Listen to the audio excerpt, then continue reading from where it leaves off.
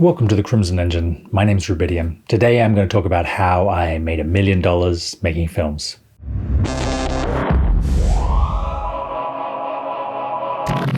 So a couple of disclaimers up front. This isn't $1 million in 1 year. This is $1 million over several years. I would say 20 years. So when you look at it, it's actually only about 50 grand a year on average. And that's not even profit, that's total income. So you can see that this is not a really good way to get rich. I would say if you're going into filmmaking to make money, you're probably not going to last. It was, for me at least, a huge improvement on being an accountant or a lawyer or a doctor or something I had to go and do someone else's work. I would much rather work for myself, make films, follow my passion, create art if I can. That for me has been the wealth that came from filmmaking, not necessarily the money. I get to do something where I'm in charge, and that for me is worth much more than any amount of money. So over the last 20 years, I have had hundreds, if not thousands of clients. Each one's different. Each one has different ideas, different demands, different needs. And to work long-term as a filmmaker and make money, you need to work out what it is they want. Not just a film, but what it is that they need to hire you again. Commercial filmmaking in all its forms isn't an avenue to express yourself. At the end of the day, you need to make money for your clients or they won't hire you again. If you are able to make money for your clients, you can see they'd be crazy not to hire you again. You can build up repeat business and you can build up a long-term relationship with someone that is going to bring money in and jobs in every year. In addition, they'll trust you more and give you more creative control. You can't expect someone to just give you carte blanche right out of the gate. You need to earn that. I've had so many clients that came in with a really strict list of demands. They wanted to micromanage everything, and rather than just quitting, I said, okay, let's do it like you want it, but what about this as well? And over time, they were able to trust me more, and I was able to build rapport and end up with a really great client that just said, hey, here's the budget, do what you need to do. You can't expect that to happen overnight. Something else I've learned to do is manage expectations. A lot of people that you'll work with have never made a film before. They don't know what the process is. And everyone's idea of what filmmaking is different. Some people think you push a button and a film comes out. Other people think it's like writing a novel. You need to not just be the filmmaker, but also the film educator. You need to let your client know what's going to happen, when, what it's going to cost, all the different variables at play and the risks involved as well, or else they're going to turn on you and say, why didn't you tell me?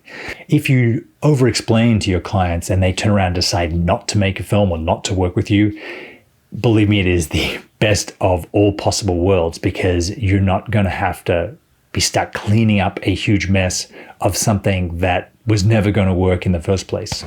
Until money has changed hands, that person is not your client. They're a potential client. You might go to meetings, you might shoot tests, you might do all these things, but until they've actually written a check and paid you, you're not working for them. I think a lot of people forget this. A lot of people get carried away and get excited and go out and shoot stuff and, start spending money before the client has actually forked over money. A lot of people want to make films. A lot of people say they're going to make films. A lot of people say they're going to pay you, but you really need to test that promise by asking for a significant amount of the budget up front to pay for your time. I like to get 50. If that's too much, you get 30 on signing, 30 when you shoot, and 40 when you deliver. Some sort of split like that. I can't tell you how many people are going to waste your time with all kinds of craziness unless you actually get them to pay you. I think the exception for this is governments and very big companies. Though you can still wait 6 months for payment, and unless you build that delay into your fee, it's not going to be worth your while.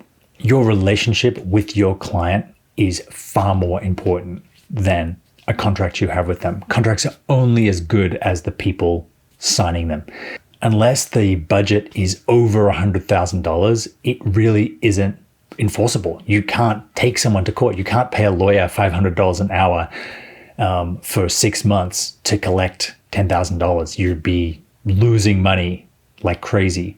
Contracts are far more valuable as a way to discuss with your potential client what you'll do and what you'll get paid. They really aren't a way to take someone to court. It's just way too expensive. People really glamorize being on set. You know, this hashtag on set movement where people post sexy pictures of them with rigged out cameras. It is less than 10% of the job. Most of the job is emails, phone calls, meetings, you know, looking for work, preparing for work. You know, the shoot is such a small part of it. And then there's like weeks of editing, if approvals are going back and forth. I actually don't like being on set that much because when you're on set, you've planned out what you're going to do, and mainly you're just trying to do damage control. You're trying to get what you plan to get and not have things go wrong. I do like the editing process. I do like the writing process. Being on set is a lot of work, super unpleasant if you're doing it right, because you're being maximally efficient and getting all the shots you can in a certain day. It is really hard physical labor for almost everyone involved. Unless you're making films, you're probably not getting better as a filmmaker. You can't get better just, you know, watching YouTube as much as we would like to. And you can't get better thinking about filmmaking. You have to go out there, you have to plan, execute, post-produce, and then critically look at your work to see if it's what you thought it was. And if not, you have to try again. That improvement cycle is what's going to lead you to develop as a filmmaker, you know, not researching. Most filmmakers out there critically undervalue their own work, and they're actually working at a loss. They're paying to work for people.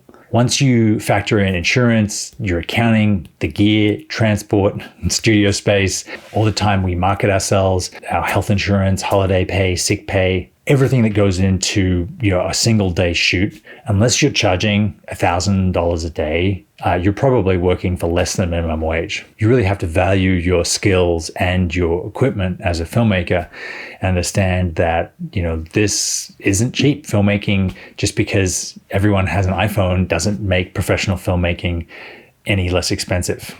No one in their right mind would give $1,000 to someone that they work for. And yet, so often in this business, there are, you know, the client doesn't like the card, or like that person's left the company, so we want to reshoot it. And you say, okay, well, I guess. And then you show up with all your gear for another day's work.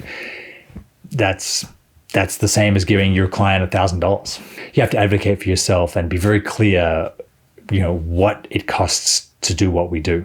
Having talked about gear, the object of commercial filmmaking is not to own as much gear, it is to make as much money. So if you have a job out there that can be shot with a $2,000 camera, why would you go out and buy or rent a $25,000 camera?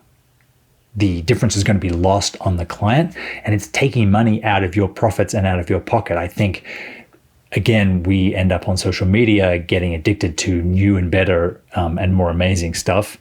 But really, you want to maximize the money that you're making, not the money that you're spending, if you're going to last in this business. Success in filmmaking does take time, and I think that's because it takes time to learn the skills. But more importantly, the only way you get clients is if you know a lot of people and a lot of people know what you do. So you build up your network over time with a lot of hopefully successful relationships with people who you made money for. They hire you again, they tell other people about what it is that you do and that you do it well, and then they become clients as well.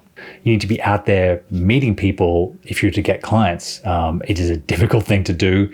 YouTube has made it easier. This channel has certainly got me a ton of work because I live in a place that I didn't grow up in, I didn't go to school in, I don't have an extended network in, but it's been really great to use social media to communicate to the world what it is that I do with my time and how I can help other people. This is what I learned making $1 million making films. At the end of the day, at least for me, it's the best job in the world. Thank you very much for watching. I will see you next time.